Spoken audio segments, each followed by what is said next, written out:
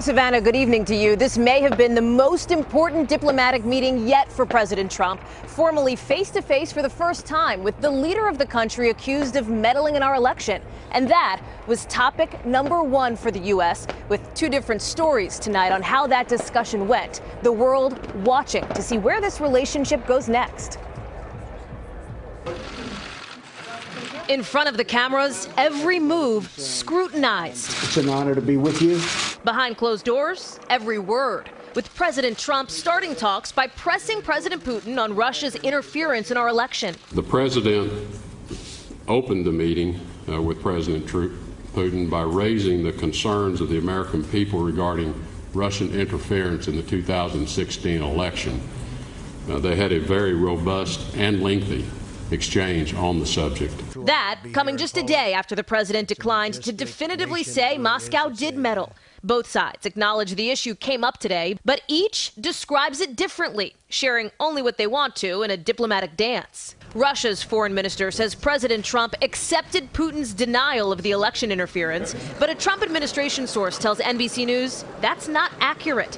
Tillerson, who says Russia asked for proof, calls Moscow's meddling an intractable disagreement. I think the president at this point, he pressed him and then, felt like at this point, let's talk about how do we go forward. The Secretary of State, one of just 6 people in the room, both presidents, their top diplomats, and 2 translators, watching as President Trump reached out twice to shake President Putin's hand. Then, as reporters started to leave, Putin leaning over to whisper something. A joke, jabbing the journalists, asking if they're the ones who insulted President Trump.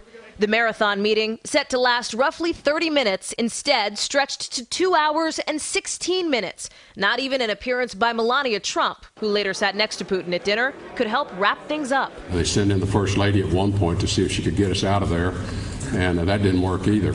Both leaders so engaged, neither one of them wanted to stop, according to Tillerson, who described the positive chemistry. For most of the meeting, the two talked Syria.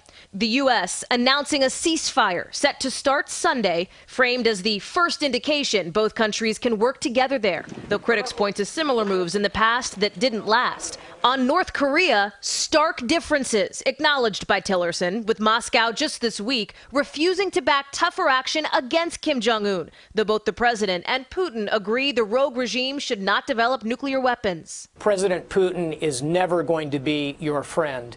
We need to treat him with extreme caution and not read too much into a warm sense in a meeting.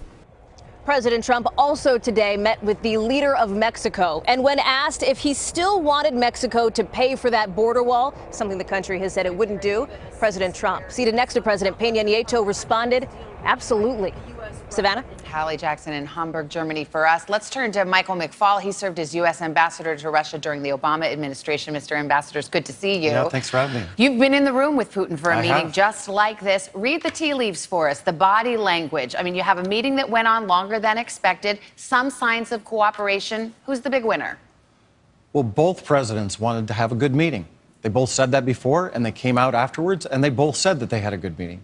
So for what they wanted to achieve, they both feel like winners. From my point of view, I think Putin's the winner. Because in particular, in the conversation about Russia's interference, their violation of our sovereignty in 2016, it sounds like they kind of agreed to disagree. We can agree to disagree about policies. We can't agree to disagree about facts. And the facts are Russia hacked our elections. There should be pushback to that. Ambassador Michael McFaul, thank you for being here. Good to have your perspective. Appreciate it. Hey, NBC News fans, thanks for checking out our YouTube channel. Subscribe by clicking on that button down here and click on any of the videos over here to watch the latest interviews, show highlights, and digital exclusives. Thanks for watching.